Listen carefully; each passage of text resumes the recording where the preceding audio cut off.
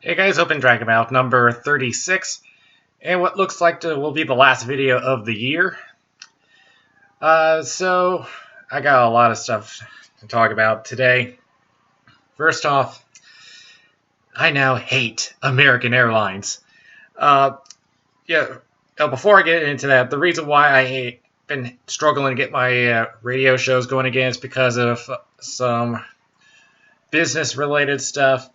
I had to go over to the mountains to work at. I actually got to work in one of Google's locations. Of course, I'm just doing like maintenance stuff with their air conditioning. I'm working with the family business at this time. But I was expected to get back in time, but my stupid father forgot to take the lock off, so we had to drive an hour backwards, then come back here, and I could not get my show going because of his stupidity. And this week, I intended to get my show going on time. See, I was in Sarasota at the time for an actual job opportunity, and I usually fly Southwest because I don't get anything extravagant. I get it at a good price, and I actually got coupons to get free alcoholic drinks. I actually used one of them during my trip to Chicago, and I'll be getting to that in just a minute. But because I had this trip within a week, the prices had jumped up, so I had to look for an alternate. So the best airline that I could get out of Raleigh, and I was going to fly, I flew into Tampa, and the best airline I could use was American. And of course that they got US Airways now, they now use Charlotte as their hub. So I had to make a connection to Charlotte, then get to Tampa. But that's not the issue. First leg of the flight, I have a carry-on bag and my laptop. I am seated on the 5th row. This was an Airbus A320. Now, they told us that they're expecting the plane to be full. Now, here's where the first issue comes in. They are way, way too lenient with their priority access. You got your disabilities. You got the executive, you got the emerald, you got the sapphire, you got the ruby, you got military, you got family seating. By the time you get through all the priorities and you get to the actual group numbers, half the plane is already full. And they even offered me to put me in group 1 seating for an extra $15. So no, so I ended up settling for group 2. And like I said, I was in 5th row. When I went online to check in and to choose my seat, every single seat that was remaining had to cost me extra because they were preferred seats.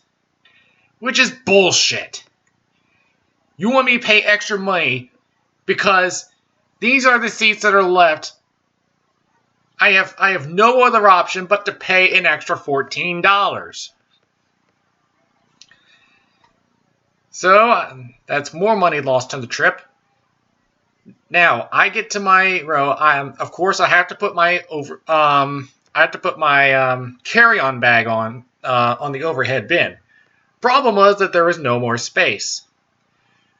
And I look backwards and I look left, right, and there's just no space. So I flagged down the flight attendant and I asked her to check my bag at the gate. And she says, "There's some room in the back." I'm like, "You're kidding me. You want me to go all the way to the back of the plane just to put my carry-on bag in the overhead bin?" All right, one thing. The next available space in the overhead bin was 12 more rows back, all the way to row 7, all the row 17. As soon as I have to put my bag up there, I have to fight against the flow of traffic to get back to my row. And then when the plane lands, I have to fight against the flow of traffic again to get my bag from the overhead bin and then go out. What makes this worse is that my layaway time is only 40 minutes. I have 40 minutes to get from the plane over to the next gate for the next leg of my flight. That was bullshit. I did manage to get to my flight on time, but by the time I got to the gate, they were already at group 3. At least I had a window seat this time, and I didn't have any more problems. But something peculiar happened near the end of that flight. We're getting ready to descend, and a guy in the back was like, "How fast is this plane going?" And for some reason, the flight attendant decided to announce it over the PA system. Normally, at cruising altitude, these planes can go as fast as 550 miles an hour. I don't know why it was so important that they had to announce it over the PA system. But yeah, this was some bullshit customer service. And I'll even go as far as to say that they were worse than United. And I flew United earlier this year, and I had a better time with them than I did with American.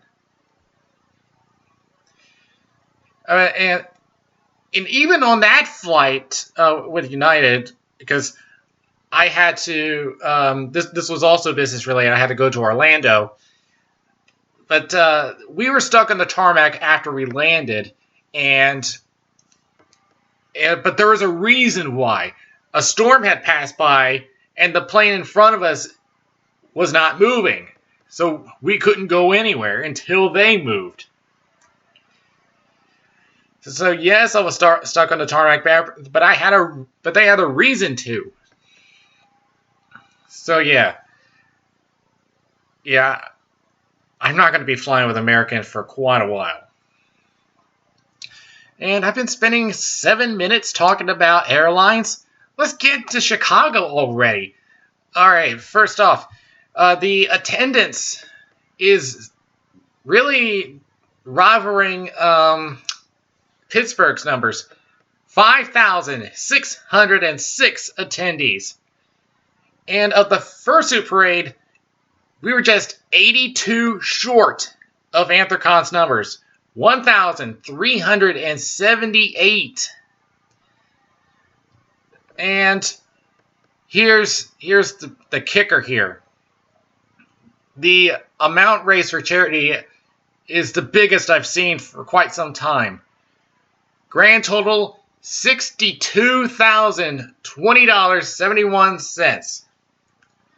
This includes that $5,500 bid for the Blackhawk signed hockey stick. What is it that Midwest Furfest is doing that's making a big rival of Anthrocon?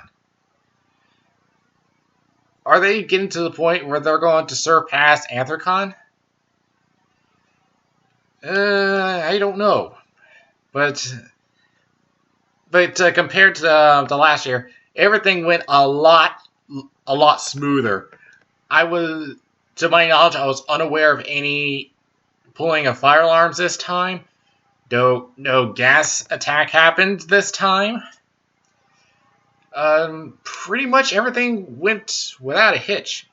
Although I saw a post on Facebook that there was one thing that happened. There's one fursuit that was going around. I have seen this particular fursuit before. I don't remember the name, but it was a red and white fursuit, but in the back had the pattern of the Confederate flag.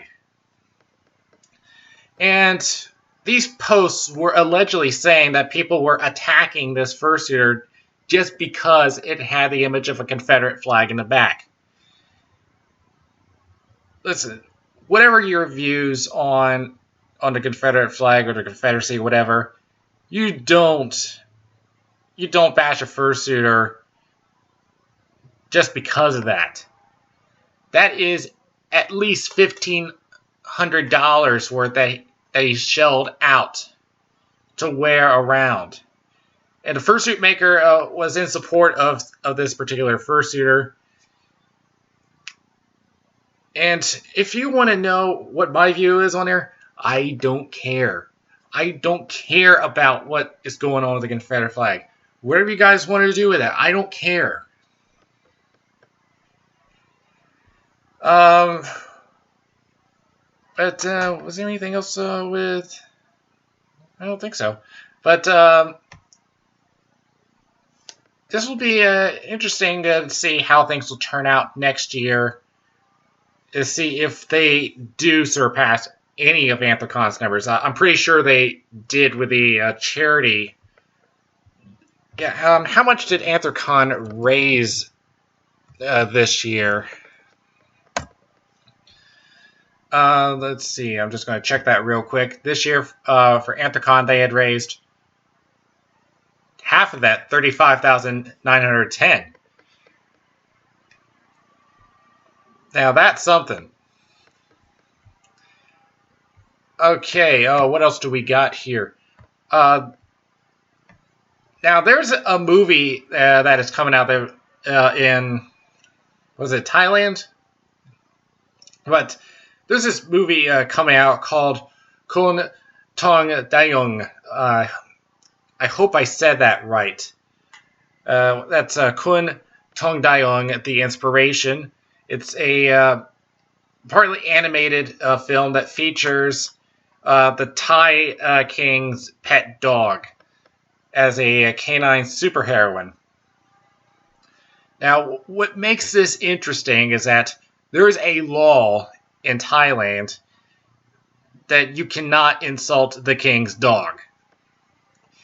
In fact, there was a 27-year-old man that was arrested on charges of violating this particular law by posting a sarcastic photograph of her on Facebook.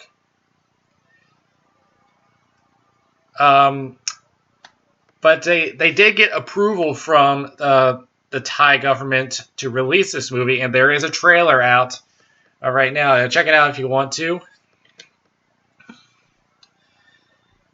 And as we stay on the topic of movies, there's going to be another Teenage Mutant Ninja Turtles movie.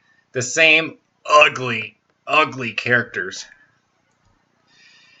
So yeah, I am not excited about this either.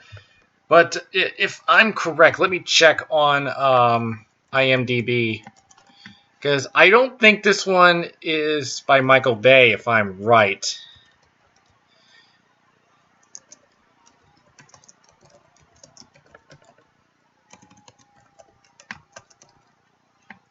Alright, and it's called Teenage Mutant Ninja Turtles Out of the Shadows. And, what do we got here? The director of this one is Dave Green. Who are the writers here? Josh Applebaum, Andre Nemec, Peter Laird, and Kevin Eastman. So it looks like that Michael Bay will not be doing this film. At least this is going to be a positive, I hope. But they're still ugly. But can they at least make the movie better than it was this past year? I'm still not optimistic about it, but with Michael Bay out of the picture, I'm certainly hoping that this will be better. Okay, don't think that there's going to be anything else left for this year. Like I said last time, there's only 2 events remaining, and both of them are New Year's. As for me, I'm going to be spending time up in Philadelphia with some relatives. I'll try to get a show out. I might do a show tomorrow. Because, I do my shows every Wednesday. Next Wednesday is going to be Christmas Eve. So I'll try to work something out. I want to get a show into you guys because after what I've been through the past couple of weeks, I want to give you guys something before the year ends. Okay, so that is pretty much going to do it for me. And you guys have a great Christmas. This Dragon's Mouth is now closing.